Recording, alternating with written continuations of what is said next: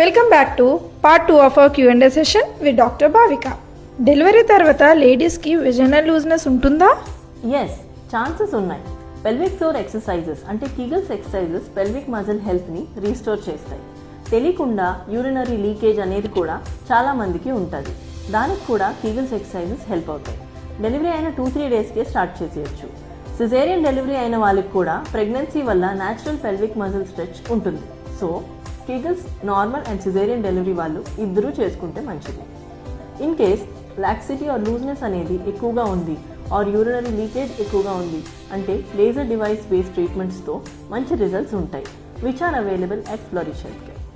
Menopause వల్ల vaginal drainage వస్తుందా?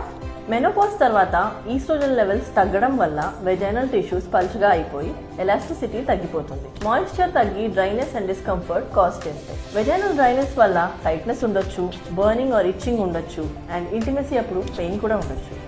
Repeated urinary discomfort and leakage కూడా ఉండొచ్చు. Lubricants and oestrogen creams use చేస్తే హెల్ప్ అవుతుంది.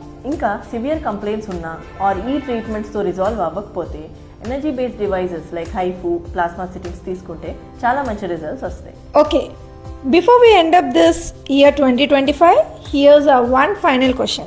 When it comes to vaginal tightening, what unrealistic expectations do people usually have? Complete knowledge లేకపోవడం వల్ల కొన్ని ఎక్స్పెక్టేషన్స్తో వస్తారు. లైక్ పిల్లలు పుట్టక ముందు ఎలా ఉండేదో అంత టైట్గా ఉండాలి అని ఎక్స్పెక్ట్ చేస్తారు. డెఫినెట్గా లేజర్ అండ్ ఎక్సర్సైజ్ కంబైన్ చేస్తే చాలా ఇంప్రూవ్మెంట్ ఉంటుంది to their satisfaction. But before child birth ఐడెంటికల్గా అనేది అన్రియలిస్టిక్ ఎక్స్పెక్టేషన్.